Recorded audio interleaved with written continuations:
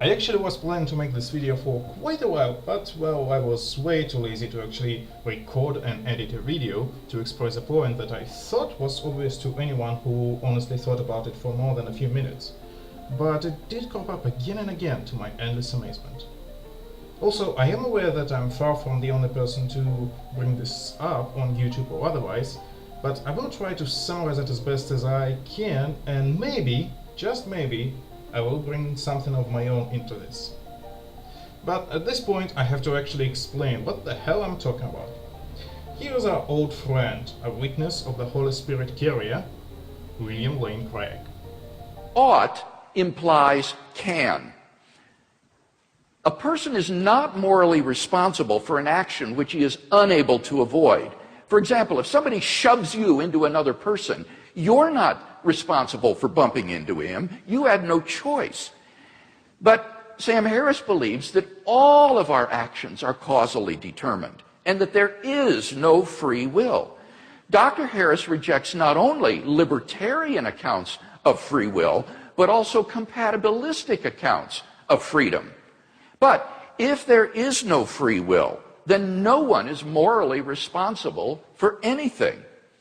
In the end, Dr. Harris admits this, though it's tucked away in the endnotes of his volume.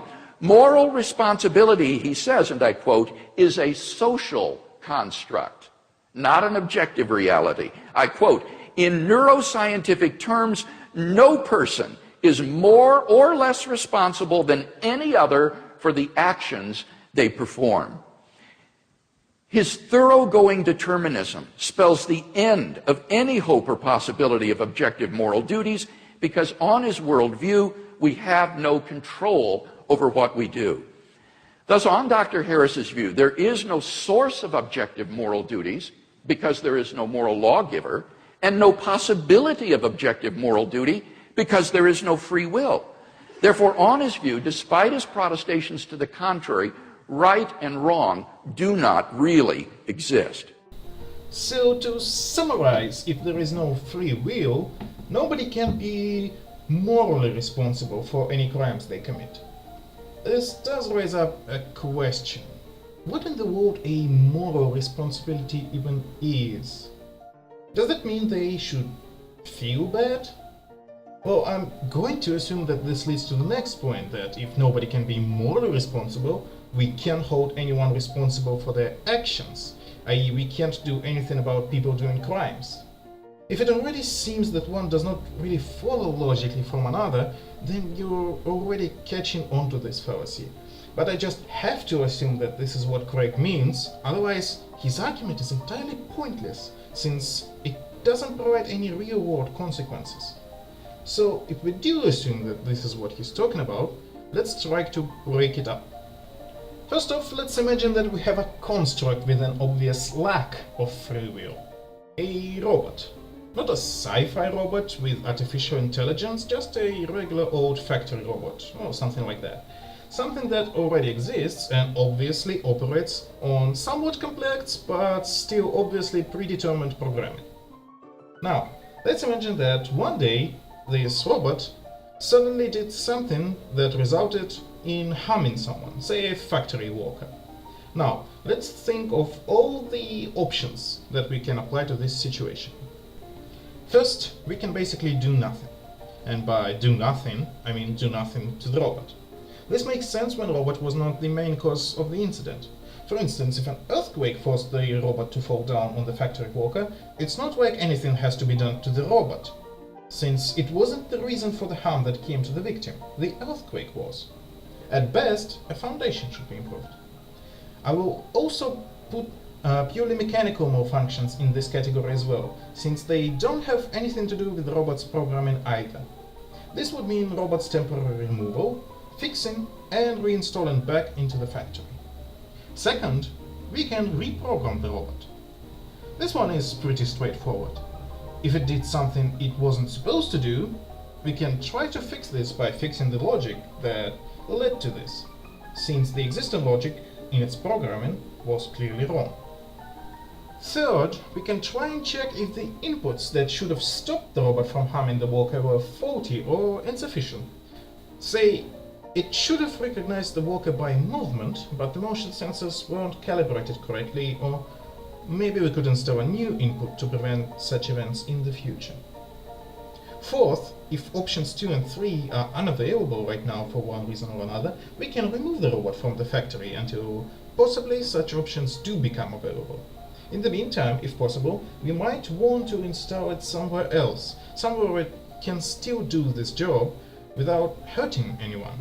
And fifth, if we're absolutely sure that nothing can be done, we can destroy the robot, believing it to be irreparably defective. Considering that the robots aren't cheap, it usually isn't the first option that comes to mind. Okay, well, that should be it. Now, let's imagine a different situation. This time it wasn't a robot that harmed a walker, it was another person. So, let's explore the options.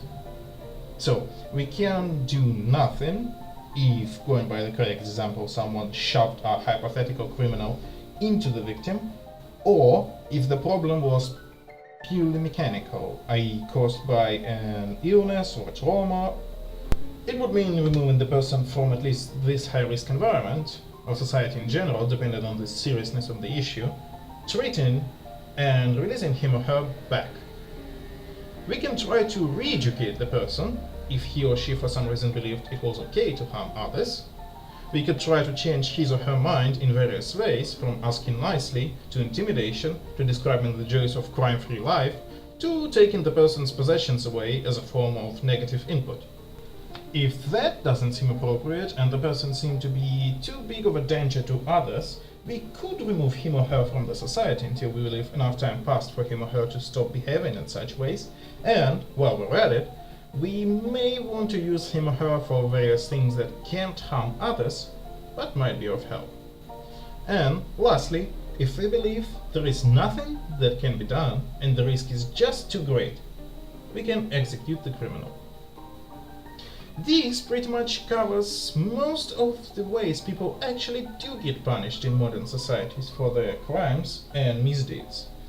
Even if I've missed something, I'm sure it can be placed into one of these categories, but I think you already can see my point, right? Just in case though, let me state it outright. We don't punish people because they're morally responsible for their actions, whatever the heck that means. We punish them because we try to fix them or remove them from society so that they can't harm anyone. Just as we fix factory robots or remove them from the factory. And the same logic applies. It's pretty damn risky to kill everyone who misbehaved, especially if you're not sure they even did it to begin with, so capital punishment is the last resort in modern time. It's irresponsible to keep a person who is a danger to the society in the society if you can't fix him or her immediately, so we put them in jails or mental institutions. It could be cost-effective to make them work, so we have community services. It's reasonable to assume that a person doesn't like losing money, so fines are also an option. Just a kind of negative feedback, a form of input, etc., etc. Yes, we can't directly reprogram human minds yet, but we can try to provide input that could potentially change the person's behavior. And the important thing is, no free will needs to exist in order for this to work. You can promise your kid to give him or her a new toy if he or she studies better, or you can promise him that you will take away the ones that he or she already has if he or she doesn't. And you can do just the same with an intelligent enough animal or even a robot. If, continuing our example, it was programmed to try and get more toys and keep the ones that it already has. Sure, a human could recognize a lot more different inputs that play a part in making a decision than an animal or a hypothetical robot, but none of them have to be non-deterministic for a person to make a decision. And I won't even go into the discussion what kind of input the free will is, if it's neither deterministic nor random. That's a subject for an entirely different video, the one that other people already made anyway.